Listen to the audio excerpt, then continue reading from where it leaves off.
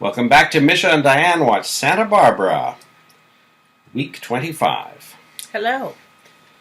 This is the start of a new week. It's a Monday episode, January 14th, 1985, episode 119. And Lakin and Ted are living in a barn. They've been off the show for a week or so. Yep, and we were speculating as we were watching this whether it might be the same barn that Joe Perkins was hiding out in all of those episodes ago. That reminded us that we haven't seen the Russians for a while. Yeah. And we haven't heard Cruz talk about the Russians plane or whatever it was for a while either. So whether that threat passed or whether they're still lurking around out there, we don't know. No, there's lots of sort of things just never quite followed up on. Now Danny comes for a visit, so he knows where they live in the hayloft. Mm-hmm. And he suggests that he and Jade should come up for a visit. They don't think that's a very good idea. And then Lakin pretty much says to Ted, well, I want to go home. I'm worried about Dad. And you really can't blame her after a week in a hayloft. Yeah. I mean, she was cooking beans over a camp stove. It didn't look that fun. I mean, and it's January, right? So yeah, it can't be warm even in California. Exactly. Even in Santa Barbara, it's probably a little bit rainy and cool. Mm-hmm. So they return home, and Danny does some mechanical work on Ted's car, which I'm not quite sure if we knew that it had some issues or how that I wondered if up. that could be the Jeep that he had crashed. It was. Yes, that's true, because he called it the truck. Yeah. And we could see the back of it, and it was the Jeep, yeah.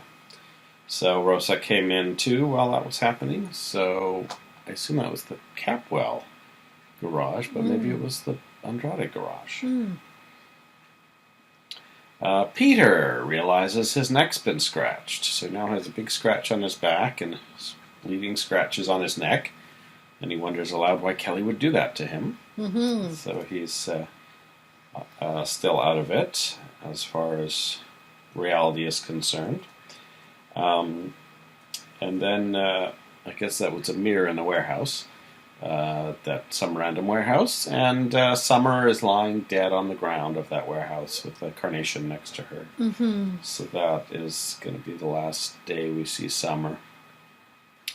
And Peter leaves. Warren has arrived at the State Street Saloon and is questioning the bartender about where Summer went, and one of the other customers noticed her leave. With a guy, but didn't really notice a description of the guy. Yeah. But said that, oh yeah, she went to got in this guy's car and they went, this direction on this street. So Warren goes running up the street, I guess, to try and chase down a car that left a while ago. And he encounters three guys standing in front of a warehouse that said they heard screams and they've called the police. Yeah. So that's a little bit inactive for Warren, so he bursts into the warehouse and of course finds Summer's body. Later, when the police have arrived, Sergeant Clifford Monroe shows up, and he knows Warren. I can't remember how he knew Warren. Maybe it was just one of the people he'd talked to after the first murder.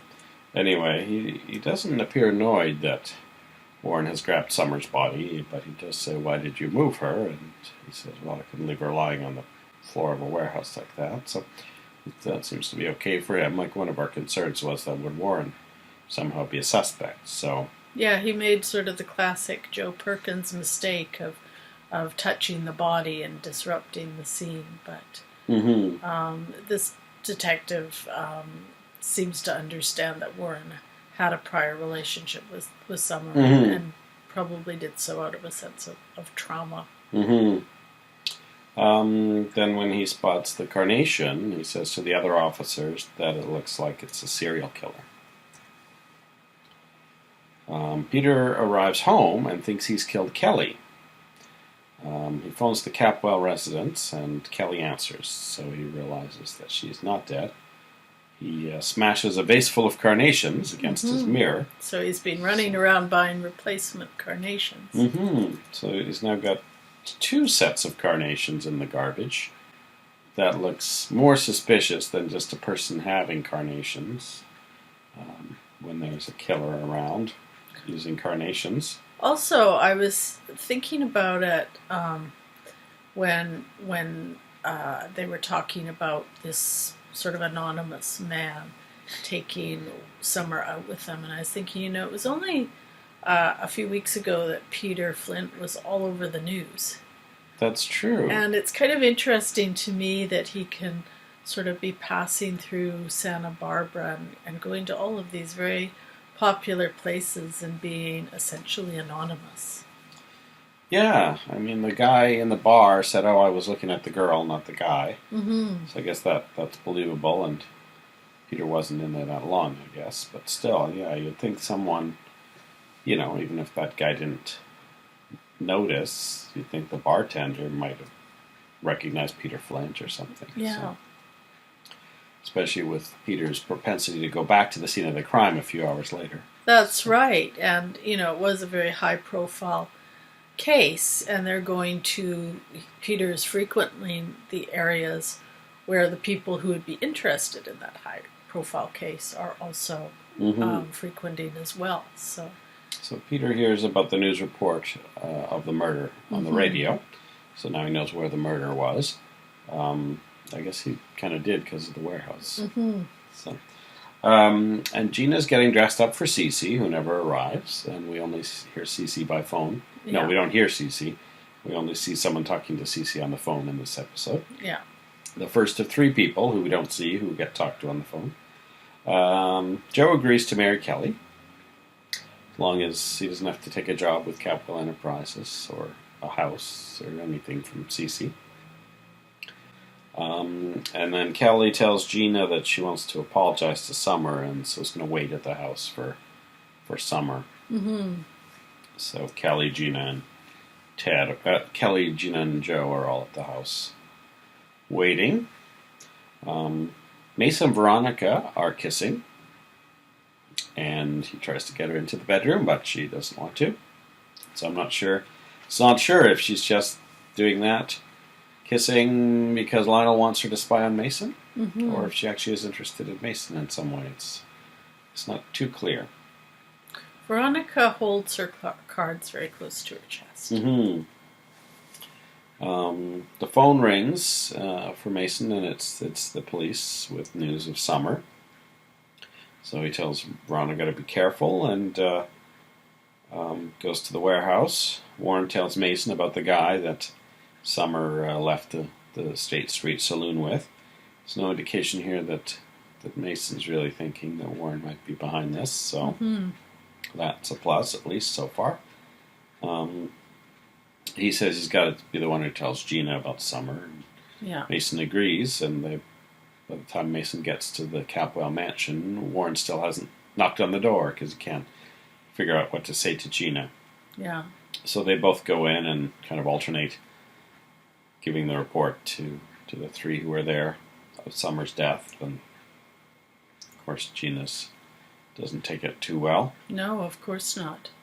It's such an interesting bit of temporary partnership between Mason and Warren, who would be adversaries in almost any other situation.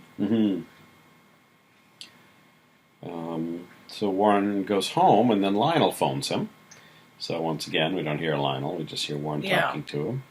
And he says,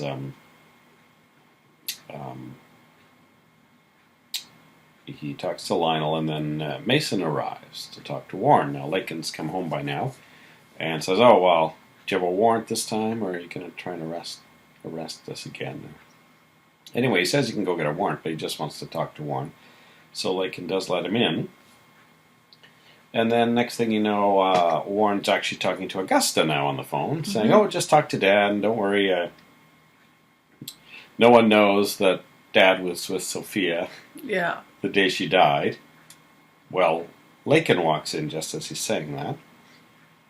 So she says to him, what? What's this about Dad being with Sophia when she died? Yeah. And of course Mason walks in just as Lakin says that. I mean, Lakin should have known he was right behind her, so I don't know. Yeah, I think any time that Mason is around, that's the time when you don't start talking about anything really. And if you're a Lockridge, yeah, you need to be quiet. And I mean, Warren was on the phone, but Leigh knew he was there, and he's already managed to weasel his way into the house without a warrant. So I think Leigh has this ongoing issue that she feels people are keeping things from her, which they are, but it's also partly because she doesn't react very well when she is told what's going on. So here we get kind of a perfect storm where, something's come up that she wasn't aware of, and she doesn't react very well, and she reacts poorly at the very worst time, which I would think, if I was a member of the Lockridge family, would make me even more determined never to tell her anything. Now Mason immediately puts things together and says, that must have been Channing's big secret as well. Yeah. And the reason he was murdered. Yeah. My God, your father must have murdered them both. Yeah. So they've basically handed it to Mason on a platter. Now Kelly realizes that she was the last person to see both Barbara and Summer before the murderer. And she tells Joe she thinks the murders have some connection to her. So this is an interesting leap. Yeah. But maybe she did have just a general sense of unease because Peter actually was in the room both times, and she never spotted him. But maybe she sensed it, and something in the back of her head maybe is making her uneasy about that. Well, not only that, if you think of yourself in real life, if you were, just hanging out with a friend or whatever, and they were brutally murdered just minutes after you left them, that would leave you very shaken. And to have it happen basically twice in a couple days is, I can understand that making an impression on her for sure. Peter visits the State Street Saloon where the police are wandering around, and they don't really spot him at all. He just stands near a couple, listens to them, stands near some others. He overhears that it was Summer who died and not Kelly. And then he actually leaves, and we see Sergeant Clifford Monroe in the foreground. He's either on the phone or chatting with the bartender, I forget what. And he just turns towards the door as Peter walks out. I don't know if he had sensed someone was behind him or had heard the door go and just wanted to keep an eye on the comings and goings of everyone. But the way that it actually played out, there's no way he could have seen that it was Peter. But maybe they'll redo that scene at the beginning of the next episode, and he will know it's Peter. Or catch sight of, a blonde man or something like that, maybe. Or someone else will come in and he'll say, who was it that just left? So. And of course, everyone should know because Peter was all over the news. Exactly. Oh, it's that famous Peter Flint. Yeah. So Mason phones Veronica at home. I guess this is the first time we've seen Veronica's apartment then. And he tells Veronica to triple lock her doors, which I don't even know if that's a thing. Double locking doors are special locks that lock twice, which they have in some places. But I don't think they can just be triple locked. He says there may be a pattern with this killer. There may be a preference for young blonde women. So between the two carnations and the two blonde women, I think they've got, I think they've hit the nail on the head there.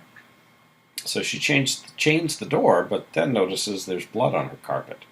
So she gets a gun out of her desk, and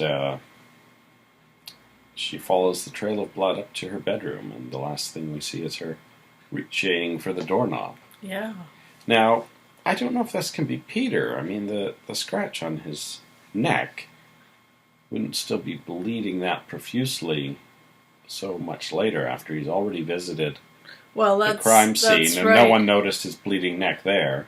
I mean, apparently, if it was him, there wasn't a big trail of blood drops to and from the police investigation site. So I think one assumes it's Peter, because who else would be Unless he's committed yet another crime in between. In between, yeah, that's a possibility. Someone else has scratched him in between that we don't know about. But if it's meant to be the original blood from summer scratches, it seems like very unlikely that he'd be still bleeding, and that it would drip on the carpet and not just into his collar.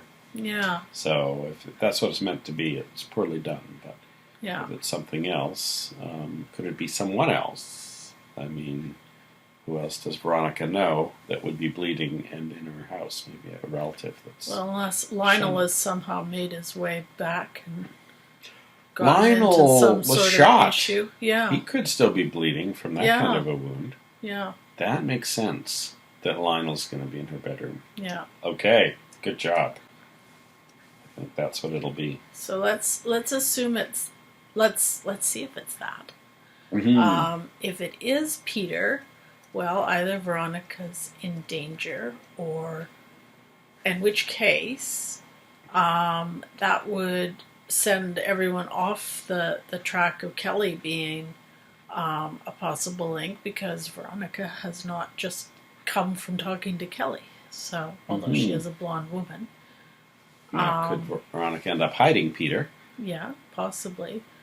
Or at least then be a conduit to putting it together that he's involved. But I really do feel that Peter's got a part to play around this Valentine's Day wedding. Mm-hmm. It makes sense that he'll be there. Yeah.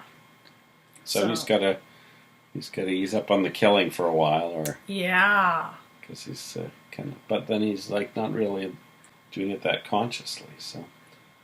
So I'm going to guess that Lionel has somehow managed to drag himself back to Santa Barbara and is hiding out with Veronica, who's sort of the only person he could really trust, I guess, outside the family. Other than that wine cellar, but for all we know, that's actually the Lockridge wine cellar that Elizabeth and him That's what I were was in, assuming. So, yeah, that wouldn't be an option for him. And he's going to need treatment.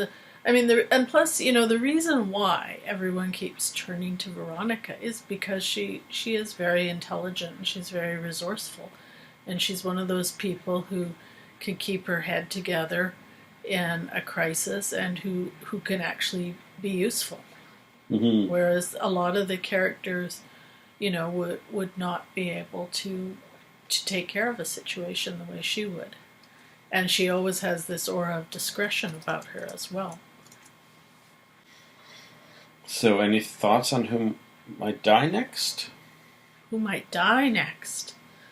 You mean or at the hands of the killer? Yeah, if there's going to be another one, who could it be?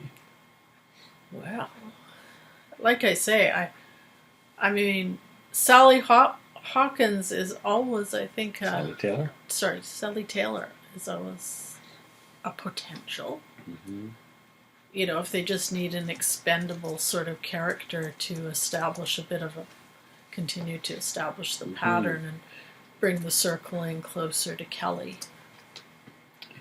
Kelly's friend, the doctor, Tony, she hasn't been around since like episode 10 or something. So. Well, she doesn't really... But she's not blonde. No, she doesn't she wouldn't really fit the profile. That would really mess up Mason and the detective. Yeah, so I know we haven't seen Sally for a long time, and she's not really a main character, but it's a potential, I suppose. I'm trying to think who else is blonde. I mean, Jade is blondish. Mm-hmm. That could be a potential. Perkins is, yeah. And that could bring a whole, other dimension to it. Of course, we've already discussed Veronica. Mm-hmm. I don't think Eden would be an easy target for Peter. Mm-hmm. Well, there's always the potential of a failed attempt. But then, true. In both of these cases, he hasn't hidden his face or anything. Like he's... Yeah, because he thinks he's dealing with Kelly each time. Yeah, so it would be difficult to have a situation where, unless a person completely didn't know him, some random blonde woman completely didn't know him and escaped, and then kind of was able to describe him, but not well enough, and not have noticed Peter on the news. Yeah. So I think, to me, if we're just talking about, another victim to kind of ratchet up the tension and sort of bring us towards Kelly and Joe's wedding, I would say either Sally or Amy's blonde friend who's just started teaching at Lyman. What's her name? I can't Jackie. remember. Jackie. All right, I'll write that down. Those are my guesses. I did find one interview with Jonna Leigh Stack discussing her return as Summer, and she confirms what we had thought, that she was actually let go. She'd originally read for some other characters, and they liked her so much that they created the character of Summer for her. Oh, that's nice. But they kind of just stuck her on to the Gina character as a sister, and she said they probably really didn't have a storyline for her after that initial few months. Mm-hmm. And so they just had her go out of town, and then they came up with the serial killer storyline and just asked her back for a couple of days so they could have another victim. So, well, I would think from the point of view of a jobbing actor, if you get a couple of extra days pay out of, one of your days is basically lying there being a corpse for a scene. Mm-hmm. I mean, it's money, right? Mm-hmm. Well, we'll find out if Lionel is in Veronica's bedroom after we watch episode 120 of Santa Barbara. Yeah. Bye. Bye-bye. This week's spotlight is on Jonna Leigh Stack, who played Summer Blake on Santa Barbara. Jonna Leigh Stack was born in 1963. She started modeling when she was 13 and was featured on the covers of the Sweet Valley High series of books as both Wakefield twins, Jessica and Elizabeth. When she was 18, she went to New York, where she studied acting, performed in plays, TV shows, and a movie called Paradise Motel. Beginning with episode 44, Stack appeared as Summer Blake, sister of Gina DeMott, on Santa Barbara. Having left the show after episode 100, she was brought back a few weeks later for 3 more episodes. After Santa Barbara, her movie, Paradise Motel, was released, and she continued to do commercials and modeling for a time. In 2006, she married her high school boyfriend. At the time of a 2009 interview with Santa Barbara Online, Stack was living in Florida and worked in a number of different areas, including selling skincare products to estheticians, dermatologists, and spas.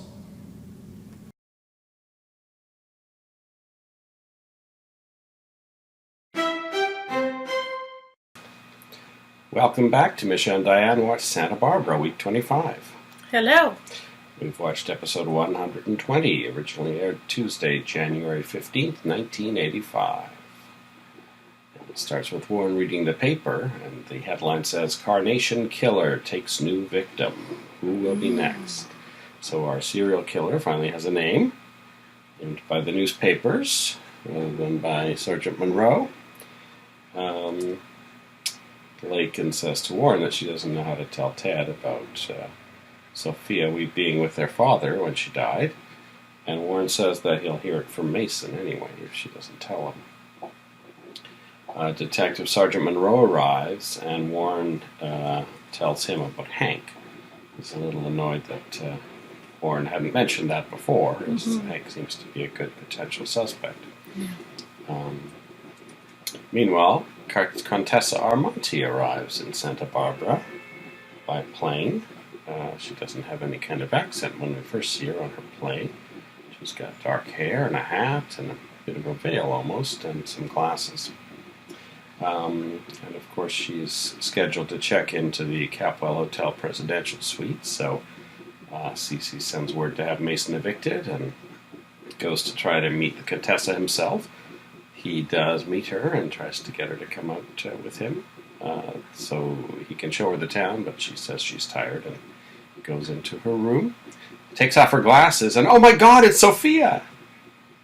It wasn't really a surprise to us because she wasn't doing it. She did an Italian accent when she met Cece, but other than that, she was just doing her Sophia voice. Yeah, it was pretty obvious that it was Sophia from the beginning, especially when they tried so hard to hide it. And I think we learned last week that Marcello's last name is Armonti. We so did. I think wouldn't have been too much of a leap to assume that was Sophia. Now, Cece wants Ruben to fix up the gazebo for Gina and Brandon, because Brandon likes playing in it. And he gets on that right away. Later in the episode, he's already telling Gina about how Rosa's been sewing pillows for her, and he's got it all cleared out. So he's really, I guess they're doing that for their grandson, really. Yeah. And he has, he tells Cece that Brandon's doesn't really understand Summer's death, and Cece, the way Cece's talking, he doesn't seem to be including Rosa and Ruben in that. And Ruben warns him not to shut them out as grandparents. Yeah, so I wonder if that'll be, maybe that's just, kind of a line, or maybe it'll be a little bit of foreshadowing of their attempts to get greater involvement in Brandon's life. Mm-hmm. Or to even tell someone about his parentage. Later in the episode, Ruben gives Gina a hand-carved flute to give to Brandon. Ruben says he was saving it for Brandon's birthday, but decided to give it now. Now, Brandon's birthday just happened recently, so I think it would be a long wait. Yeah, if you waited almost a year. We're still not entirely clear about Brandon's age with relation to Channing's death. Mm-hmm. Now, Veronica reveals that she's hiding Lionel in her bedroom. And we managed to do it without seeing Lionel. Yes. Did we hear a voice? I think we heard a voice weekly saying something when she uses the name Lionel, and that's the giveaway that that's who she's hiding, rather than potentially Peter. So, but I don't recall hearing maybe hearing I a just voice. imagined hearing a weak voice. So she ends up telling him she had a nightmare because of him showing up all bloody at her place. And Mason arrives with his suitcases to move in. Veronica's a bit surprised and says, well, I got kicked out of the Capwell Hotel, and he did swing by the Capwell mansion to tell Dad, I'm moving in. I got the message loud and clear. You probably want me to move back, which is quite funny because Cece says you're not welcome here or at any of my hotels. And I think actually Cece does make a legitimate point here about Mason moving back into the family home. Mason's 30? He's the assistant district attorney. Most people in that position would be chomping at the bit to move into their own great apartment or house. They'd probably be having a house built or something like that. But Mason's still trying to get back into his old bedroom at the family home. It's kind of funny. There's plenty of barns around Santa Barbara. Yeah. So Mason doesn't really hear no properly when Veronica tries to come up with reasons not to stay. It's so small, etc. And he heads toward the bedroom, and she says, you can't go in there. He says, have you got someone in there? She says, yes, my little brother's in town, and I don't want him to know what kind of life I've been leading. So she's, as far as we know, she's kissed Mason. She did stay overnight that one night at the Capwell Hotel, but I don't know. This was a lot more traumatic in 1985 than it would be today. Yeah, she seems to have a soft spot for Mason. I think she does see his vulnerability in that. And, that's why remember quite a while ago, she told Lionel she didn't want to mislead Mason anymore, in service of whatever schemes he was running. But, at the same time, I don't get the sense that she's, really head over heels in love with Mason. The expression on her face when she looked out the little window of her door and saw him was just one of horror, not one of someone who, she was happy to see it all. And I think that's partly the situation with Lionel being in her bedroom, but, I think there was probably a bit more to it than that. Yeah, I think Mason's, you don't want your brother to know you have a boyfriend or something. Yeah. So Mason's clearly thinking that's their relationship. Now we see Gina looking through a window or a French door out into the towards the camera, out towards the fourth wall where the cameras usually are on that side of the Capwell atrium. We've never, I mean, it makes sense that that would be the exterior wall of the house because they never wander past the camera, unlike the Lockridges. But this is the first time we've seen the wall of the exterior of the Capwell mansion from that angle, and we just see, just an open window or French door or something with glass in it. And she's looking out the window, sad about Summer, of course. Cece tries to console her and is not really that successful. And at one point, Mason and Monroe arrive after having talked to Warren and ask her about Hank Judson.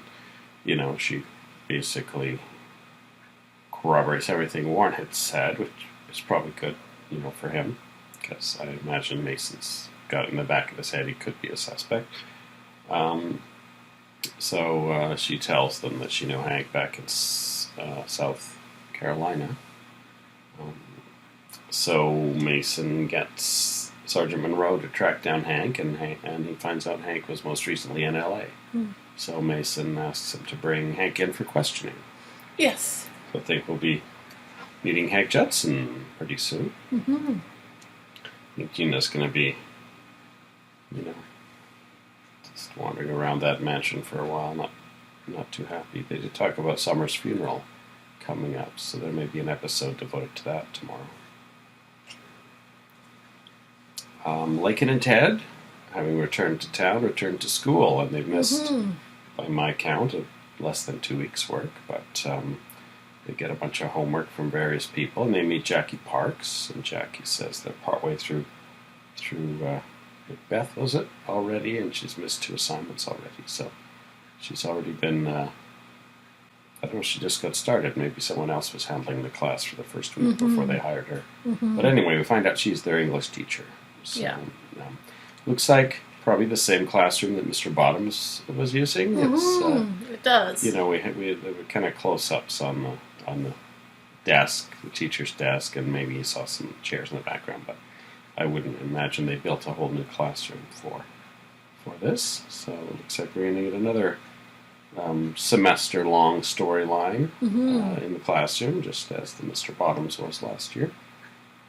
So don't know what form that's going to take. Hopefully Jackie can fend off Peter Flint to the end of the semester.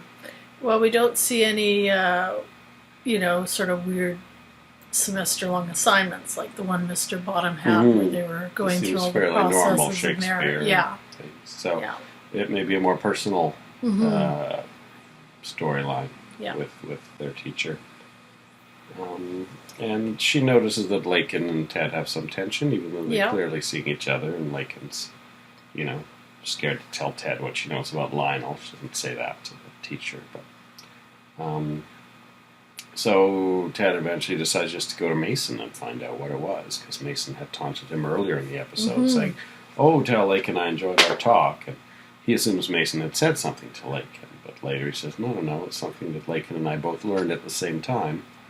That Lionel was with Sophia when she died. He says, Lionel may have killed your mother. So this is a bit of a shocker for Ted. And we could kind of tell, I think, throughout the episode, every time someone would tell Lakin to tell Ted before he found out from someone else, she would kind of balk and not do it. And of course that was going to be a sure sign that Ted was going to hear about it, probably in the least sensitive way from Mason. And I just wanted to note kind of the irony that Lakin's whole deal throughout the entire series has been people not telling her things that she felt she needed to know. And of course we see her behaving in exactly the same way with Ted during this episode. And it'll probably boomerang back on her, much in the same way as she's always resented people for not giving her information. Yeah, I mean, I can't imagine Ted being in any way blaming her for Lionel being there at Sophia's death, but I could see him maybe getting annoyed that she didn't tell him, especially given her past I think that'll be the bigger sticking point, that she didn't trust him with the information and trust, his feelings towards her enough to trust him with that. So maybe that's the storyline for the year with the teacher. They'll be, they'll break up because of this, and she'll help try to get them back together or something. Yeah.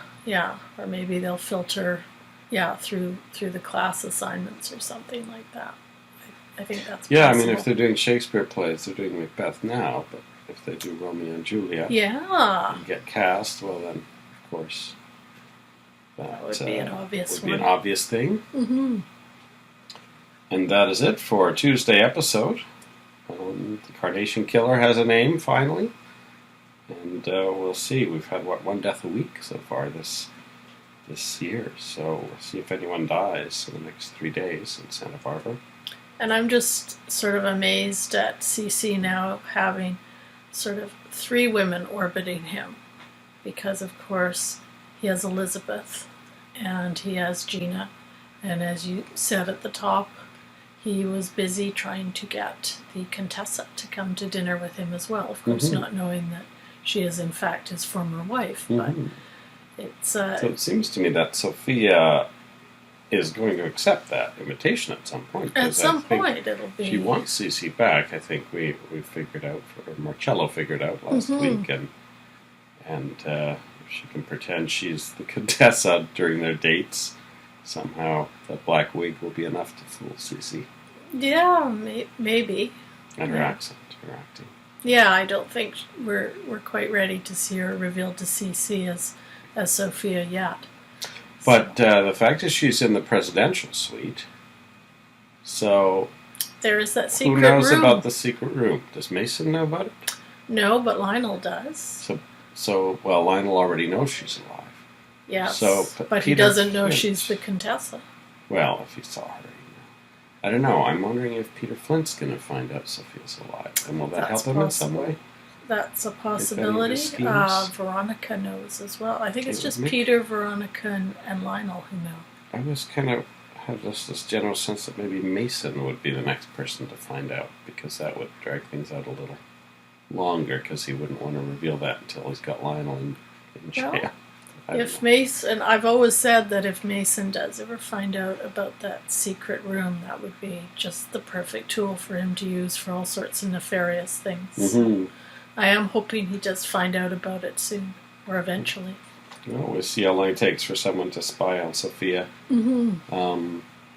I assume Marcello will show up too, as like her, obviously, brother, Marcello Armonti, something, relative of some kind.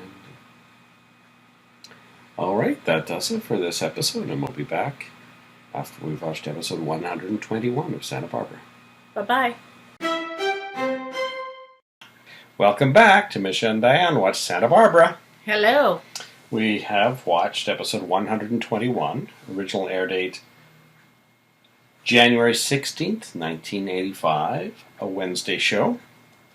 Now, Monroe and Mason are comparing Hank Judson's file to the profile they have of the Carnation Killer. And he seems to have a lot of overlapping possibilities, bad childhood, hatred of women, violent tendencies, running with the wrong crowd, involved in illegal activities, all sorts of nasty stuff. And they find out that he's actually in L.A., so they go down there to a bar where he's been spotted, and they don't see him there, so they decide to split up. Monroe goes to stake out Hank's apartment, and he tells Mason to call him, and he'll be there in 5 minutes with some goons, or with some beefy backup, he says. Mason flashes a gun to him, saying that, showing him that he can take care of himself, but Monroe says that's a good way to end up dead. So, Hank does show up, and Mason starts to make his phone call, but the bartender has tipped Hank off that Mason's been looking for him, and Hank hangs up the phone. So Mason pulls his gun on Hank, and Hank knocks it out of his hand with his pool cue. So then he punches Mason, and while Mason's face down on the pool table, Hank raises his cue to smash him in the back of the head. And during this whole altercation, Mason, who's pinned to the pool table and, in danger really for his life, is being Mason. He says, "Oh, why don't I take you in for questioning?" Things like that. So, back at home, Lakin is very withdrawn from Ted, and she breaks all their upcoming dates, saying she has to study. And Jackie tries to help, but Ted doesn't want to talk to her. So he ends up going home and asks Gina if she wants to go for a walk on the beach, and she doesn't, so he goes alone. Warren tries to get Hank's address from Gina, finds out that he's in L.A., but she says Mason and Monroe are handling it, so he calls Mason's office pretending to be a police officer and manages to get them to give him an address for Mason in L.A. So I'm wondering if Warren's the one who's actually going to walk into the bar and save Mason instead of Monroe. Yeah, that's what I'm thinking might happen too. Because definitely when Warren was so determined to find Hank Judson, my initial reaction was that Warren was going to go storming down there and get himself into trouble. But we're seeing Mason getting into trouble instead, so I think that is probably the most likely possibility. There's probably a lot of people in that bar who might know Hank, so if Warren shows up, it could be a whole barroom brawl. Thing, so. And then if the police come in on top of it, just that much more drama. In the Capwell Hotel, Sophia is showing Marcello all her various disguises that she's got. She's got an old bag lady costume that she bought from an actual bag lady. She's got a reporter's costume, and she says she wants to make contact with her kids and find out before she reveals herself whether they really need her. So, well, I mean, I think what we've seen with Sophia all along, since she first came on as Dominic, is that she is truly an actress. And you can see she's really enjoying putting on these costumes and trying on different characters. I think a lot of people, trying to reconnect with their kids would take a different path to doing so. But she's taking a very dramatic, very actorly approach to this. I mean, Marcello doesn't think this is a great idea. He's pretty sure they'll recognize her. And she says, "Oh, I've been gone so long, I bet Mason won't even recognize me." And he says, "Well, there are photos." Yeah. So, but she immediately sets off to try and meet some of her kids. She phones the Capwell mansion and asks for Eden. Gina answers and says Eden's not there, and then she asks for Ted, and Gina says, "Oh, Ted's on the beach." And then Sophia says, "Aha! Chance to use my costume." And the next thing we see her as a bag lady with a metal detector walking on the beach. And I must say, it was a pretty good costume. I mean, I could see why Ted wouldn't recognize her in that. I think it was really well done. It kind of reminded me of that character Carol Burnett used to play of the cleaning lady. But yeah, it is. She does a very good job with her character. And she purposely made the clothes smell bad, so I could see Ted being distracted by that and not focusing on her face, even though it was well made up. I think it's reasonable that he wouldn't quite recognize her. Yeah.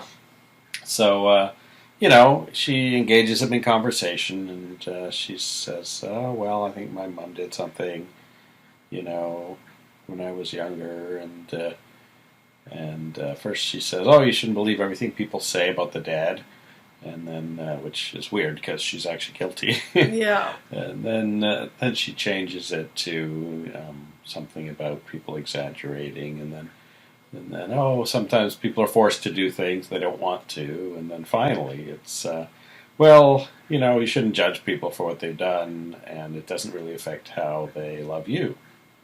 So she takes a bunch of odd turns that are really her attempting to not take responsibility for her affair with Lionel at all. But the final thing actually helps Ted. So now I did notice that when she and Marcello were talking, and of course Marcello's not really that on board with this plan, but he says something like, you have all these friends and people who care about you in New York. I'm pretty sure when they were on the train, he was talking about them going back to Europe. I didn't remember him saying New York. I thought he said New York. In Europe. Well, or back home. I was thinking it was Europe. rewatch it, maybe? I don't know. Mm. Anyway, regardless. Mm-hmm. Yeah, he actually said you have family. So I mean, he said you should reveal yourself to them, and she says, "Oh, well, I am Countess Armati." Mm-hmm. So clearly, she is somehow related to Marcello. She really is the Countess Armati. So what I'm thinking is maybe she was married to his father. Yeah, that's what I'm thinking. So he's like a stepson to her. He's a bit old to be an actual son, and a bit young to be, her husband, I think. And they don't act like it, so. I think it would be interesting, we'll see how the story progresses, if that does indeed turn out to be the relationship, because then that would almost kind of make him the mirror image of Mason, who is also her stepson. That's true. It'd be interesting if that is the relationship, how Mason and Marcello get along eventually when they finally meet. And that is all that happened on this Wednesday episode. Well, we did actually see one more little thing, and that was before Mason and his backup of policemen go down to LA. They do question Gina, and just to get a little bit of information on Hank. And she won't tell him very much about her connection with Hank. It's kind of the first whiff we're getting that maybe Gina was involved in some unsavory activities.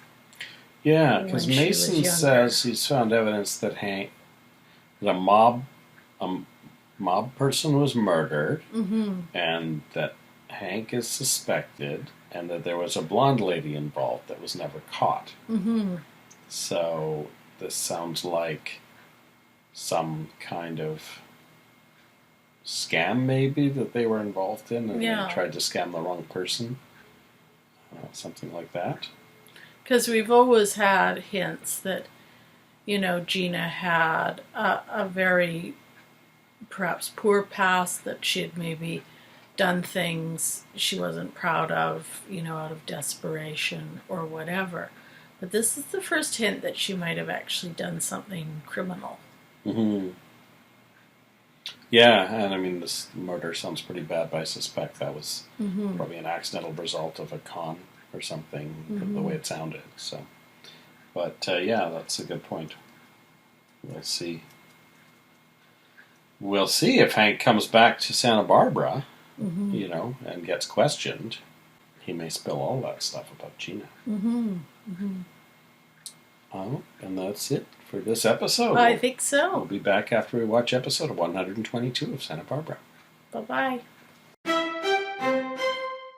Welcome back to Misha and Dianne Watch Santa Barbara. Hello. We finished episode 122, originally aired Thursday, the 17th of January, 1985.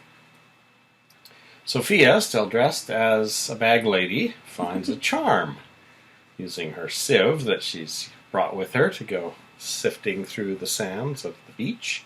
She's put a lot of thought into this character. She gives it to Ted as a gift, a rusty old charm, which he says he's going to give to Lakin, which I don't think she would want. Then he asks if the bag lady has a place to sleep, and she tries to give her some money, but she turns it down. So she says to Ted she hopes she meets him again sometime, and heads off. And Lakin arrives, and he gives Lakin the rusty old charm. And she throws it in the sea for luck. So I think luck may have just been her way of saying, I don't want this crappy charm. So Sophia then tells Marcello that tomorrow she'll be playing a different character. So I guess she's going to go and try and follow up with Eden, and probably be using that reporter costume of hers, which might be a little harder to hide herself, because it's probably just a suit and a wig and glasses. But we'll see. Down in LA, Mason's about to get hit by a pool cue, but Warren rushes in as we had predicted. Yes. And he rescues Mason, I guess, by fighting with Hank for a while until Mason can pull his gun. Yeah. And Monroe shows up, and they find out that Hank was actually in jail when Summer was killed. The arresting officer actually is with Monroe at the time. But Mason decides to arrest him anyway for assaulting an officer of the court and all the other things he did just in the last few minutes. Cruz and Eden are looking at slides of the Amanda Lockridge log, but he's distracted by all the murders going on. I think he's worried about Eden a bit too. And Eden invites Cruz to come to Summer's memorial. So that's happening today, as we know, 7 o'clock from the last episode. Peter wonders why this keeps happening to him. I guess the blackouts. Yeah, he keeps waking up with all these weird injuries. And Joe is, meanwhile, trying to get Kelly to quit her waitressing job at La Mesa. We meet Beth, a new waitress we haven't seen before. She's blonde. She's blonde and is wearing the same Spanish-style pink dress that all the La Mesa waitresses have been wearing at least since Barbara and Kelly had the same outfit on. I don't remember if they were wearing those before, but I didn't really notice it until that episode last. I think they were wearing some sort of a uniform. So, yeah, Peter also happens to be skulking around watching Kelly. So hopefully for that new waitress, he won't confuse her with Kelly. At the memorial, everyone thinks that Mason and Monroe have caught the killer based on the original reports from L.A. and what Gina had said. So they've kind of breathed a sigh of relief, thinking it's Hank. Peter finds himself a little alcove to hide from. Yeah. The memorial services in Santa Barbara often have people hiding in various places, like Dominic was hiding at Joe's memorial. I think Joe might have even showed up there, I can't remember. Cece gives a eulogy, and then Warren walks in, and Cece hands the podium over to Warren so he can say a few words. Yeah. And then afterwards, Mason has to let everyone know that it was a wild goose chase, that Hank has an airtight alibi. So no one's too happy about that. Monroe talks to Cruz, they are old friends, and wants Cruz to help solve the case. So this is another skill set that Cruz has. Apparently he was also in the police force, or trained to be in the police force. Cruz tells Ian that he went to the police academy with Monroe. So it sounds like he's actually considering quitting the spying to become a police officer.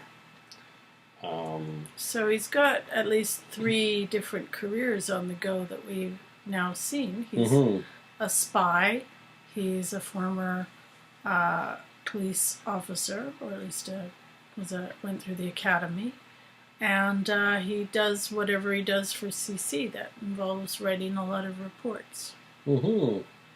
So Eden asks, what about the firefighting job? And he says that was just a cover so that he could travel, from place to place for his spying. So we're kind of wrapping up all of Cruz's careers in this one conversation here, because I don't remember Cruz ever being any of these things.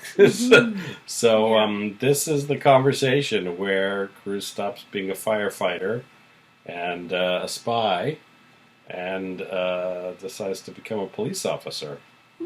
So Eden asked what about his job for Cece, and he said, that was legit between spying gigs.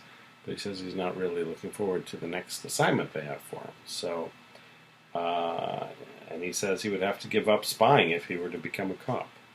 So I think this is the turning point for Cruz, and if you missed this one conversation, you might wonder what happened to his other 3 jobs next time you see him. So if he wrapped up the thing, I guess his last mission as a spy, does that mean he's wrapped up the thing with the Russians?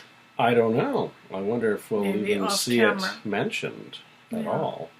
Because he said, he's talking about a next mission already. It's kind of weird that the Russians and the downed plane or whatever it was are just off the radar suddenly. Plus, we aren't making note of the fact that he and Eden have this little private business as well. Yeah, which if he decides to become a cop and investigate this murder full time, I strongly suspect that's going to fall by the wayside too. So I wonder if they're just cutting ties with the other 4 strands of storyline to start something new with Cruz. I don't know. We'll see if they do actually wrap any of this stuff up. Now Joe tells Kelly to go straight home from the memorial service. Now that they all know that Hank is not the killer. Peter leaves after they do, while Warren is talking to Summer's coffin. And I have to say, Warren's been looking tougher and tougher with each episode. He's sort of unshaven and unkempt looking, and he's been wearing the same weird shirt for about 2 weeks now. It's kind of a plaid shirt with these strange little leather insets into it.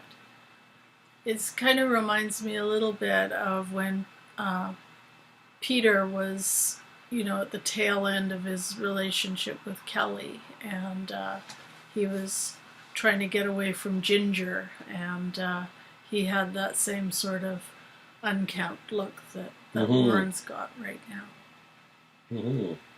We do see Peter at home later doing sit-ups, and the camera pans over to his jacket lying on the couch, which has a carnation in the lapel. So I don't know if Peter's planning to wander around Santa Barbara with a white carnation in his lapel. That might be a bad idea. Well, it does tell us Peter's been going carnation shopping again. Yeah, because he's burned through at least 3 bouquets of carnations lately. You'd think that, all carnation sellers in town would sort of be on the lookout for repeat customers at this point. That would be a good lead. That's probably something that the guy came in every day and bought some carnations. Had more scratches on his face every day. You might think, I'm going to report this guy to Officer Monroe and his scarf. We're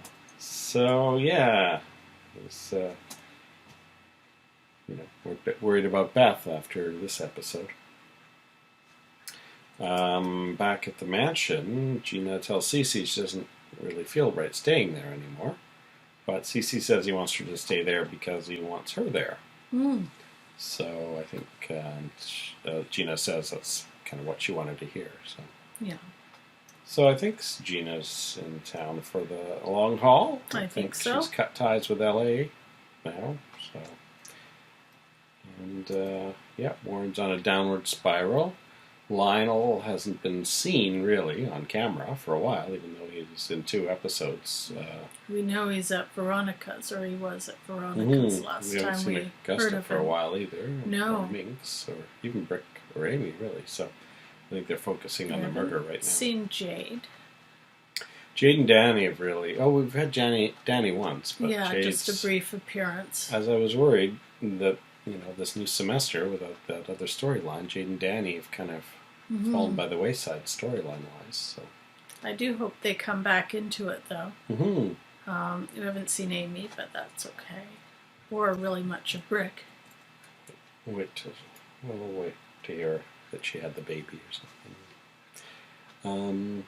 But looks like we're seeing Jackie Parks with the Ted and Lakin school story. So don't know if that will turn into something else, some additional story, or if that's just going to be part of it. And that is it for a Thursday episode. Yes. So we'll be back after we watch episode 123 of Santa Barbara. Bye-bye. Oh, did I ask you who you think might leave the show next? After Summer? I think you've asked me a couple of times. I don't know if I asked you after Summertime. Oh. Let's see. On Monday, you said Sally Taylor or Jackie. So that was on Monday. So that was after Summer died, actually. Yes, but of course I wasn't. That's when they found Summer. Factoring in the new waitress. Mm-hmm. Yes, that's true. Now that we have a new character, you should get another chance to change your guess. I really don't remember. I don't remember anything until May, so there's about 4 months here that's totally new to me. Well, I'm assuming May will be the reveal of who killed Channing and kind of the storyline around that, and maybe Sophia finally being revealed as who she is. What I'm thinking might happen in May. So I think February will be Joe and Kelly's wedding, whether it actually takes place or not. And I think Peter will have a big final moment in connection with that wedding.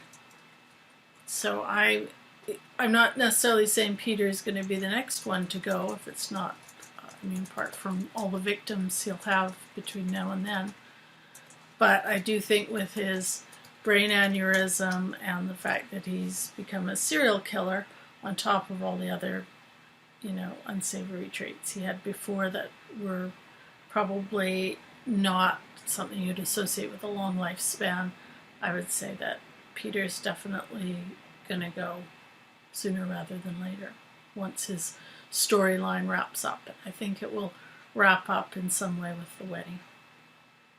All right. We'll look forward to that. February sweeps and May sweeps will be exciting. And there's another storyline that's headed for May 20th that's already started, but you don't even know it.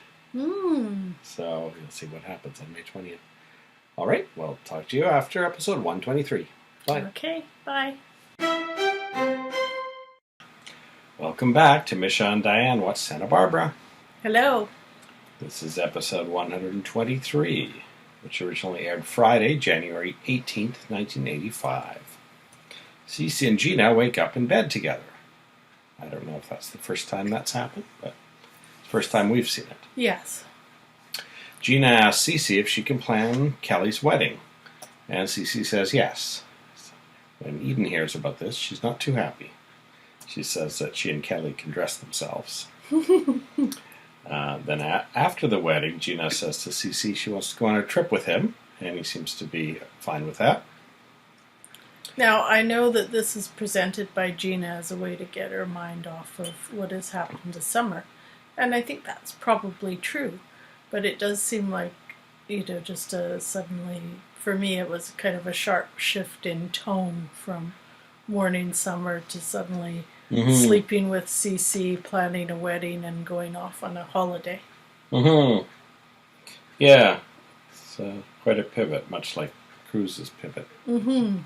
I'm wondering if maybe they got a new head writer and they just are doing some 270-degree turns here. Mm-hmm. Joe goes to visit Cece and asks that the guard on Kelly be increased. I think Mason already has some extra police officers at La Mesa, but Cece agrees that he and Joe should both work to protect Kelly. Mm-hmm. So, of course, we don't know what really know if Cece's planning anything secretive. I mean, he's apparently on board with the wedding, but, he's lied to Kelly and Joe before, so. We see Sophia wondering if it's too late for her to see her children and Cece.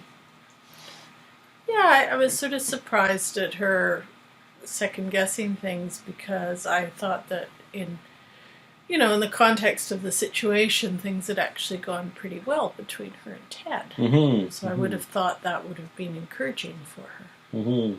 I think it's Cece that she's worried about, maybe. So Joe has to go out of town for the day. He tells Kelly to be careful. She's obviously hasn't quit her job at La Mesa, so that's not a safe thing for her. Then she gets a call from Sophia, who's pretending to be a reporter called Suzanne Carlyle, who wants to interview children of famous men. And Kelly seems to be in a good mood, and she agrees to it. Mm-hmm.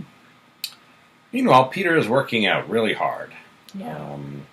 he's got newspapers and carnations all over his apartment. So he's been to the carnation shop yet again. Yep, he's got a lot of copies of the Santa Barbara Evening News, which is interesting because I don't know how many evenings have passed by, but we saw at least 4 different covers.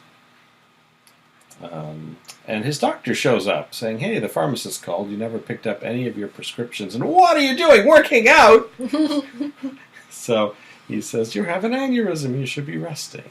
And, Peter's like, "Oh, yeah, whatever. But really, we see Peter has no plans at all to follow the doctor's orders. He promises the doctor he'll pick up his medicine, but he's also not planning to do that. Isn't that your dream, for your doctor to come to your house and demand that you don't work out? I know. Where's that aneurysm? So Beth, the waitress we met yesterday, is working at La Mesa today. Peter shows up there and assesses the situation and uses the payphone to call Beth and pretend to be Joe Perkins. And Beth's, "Oh, yeah, the famous Joe, blah, blah, blah." And he says, "Oh, I forgot my toolbox. When Kelly comes in, can you leave her a message to go to such and such a warehouse and go to such and such a locker, and here's the combination, and to get my red toolbox out of there, and then meet up with me somewhere." It's quite a long, convoluted message. Yeah.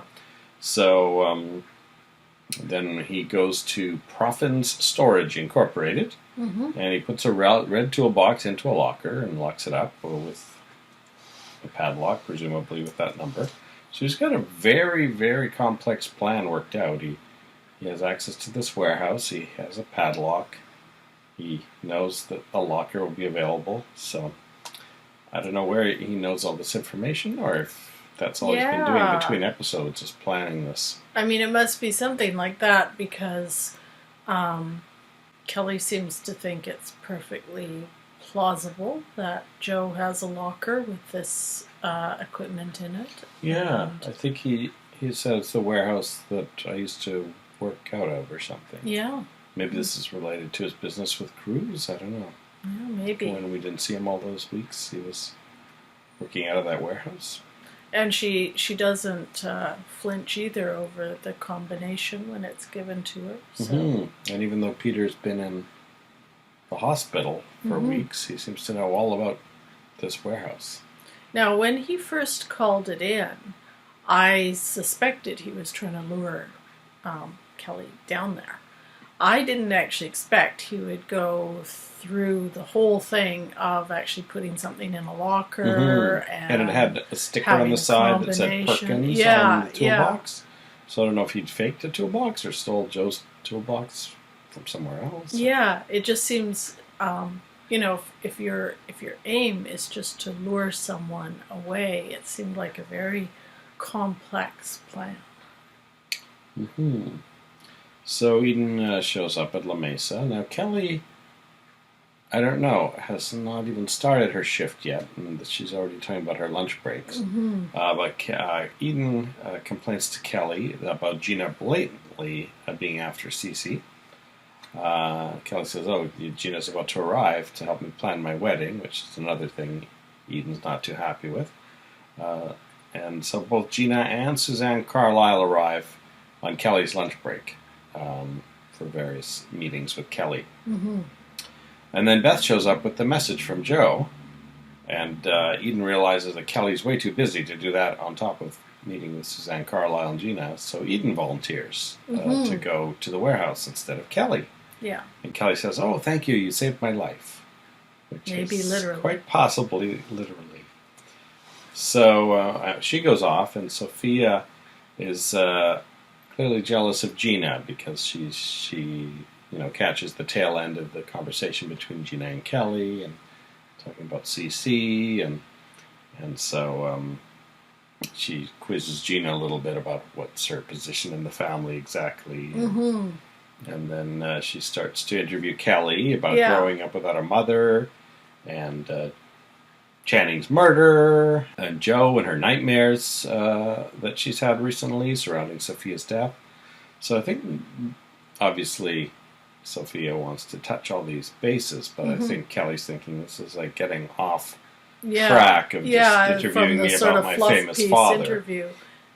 I actually thought that Sophia, I mean, I did think there was definitely a bit of jealousy there with Gina, but I actually thought Sophia's reaction to Gina was also quite similar to Eden's. I think she just doesn't like her very much and is kind of wondering why she's around. I think there's a little bit of Gina just rubbing her the wrong way. You could see during the interview on Kelly's face, whenever there was a question that she said she wasn't really that interested in answering it, and wanting to try and steer things back on track there, and eventually she just ends the interview. Yeah, I think it just was one too many personal questions, Yeah, not really about the right subject. So that's right. I think Sophia overplayed her hand in that interview. Maybe she thought things went so well with Ted discussing his mom that she could just wade in with Kelly. But it was a very different moment with Ted too. Ted was on the beach, very upset, and was in a rare place where he was ready to talk to a stranger. Plus, Ted has a very different personality, whereas Kelly's just trying to fit in this little interview before work. It's a different situation. So Kelly doesn't seem to recognize Suzanne Carlyle as either her mom or Dominic. No. So I guess that's a good disguise. Her glasses were pretty big, I guess, so that might have done a lot. Anyway, Joe calls La Mesa, the real Joe. And Kelly talks to him, and they soon realize that someone pretending to be Joe had called in, and she realized that it was a trap for her, and that Eden is now walking into a trap, probably by the killer. Yeah. So Joe says, well, whatever you do, call the police and don't go to the warehouse. And then as soon as Joe hangs up, Kelly sets out to the warehouse, and Suzanne Carlyle says, what are you doing? Don't go to the warehouse. It's a trap for you. And she says, who are you to tell me what not to do? And so she leaves. She does, I think, make sure the police are contacted, though, before she goes. I hope so. I think she did. She did, yeah. So at the warehouse, Eden enters, and Peter's watching from a corner. And Eden finds the locker and finds the toolbox, and for some reason opens it. I thought Joe wanted the toolbox, but maybe he wanted a specific tool from it, which is odd because it was Peter, not Joe. It was like a metric ruler or something like that. So anyway, inside the toolbox is a carnation. So Peter has left this carnation there for Kelly, purposely, clearly not associating the fact that there's a murderer out there giving carnations to people. But anyway, Eden ends up with it and realizes immediately she's in danger, but Peter knocks her out from behind. And then blindfolds her and ties her up and puts her in his car.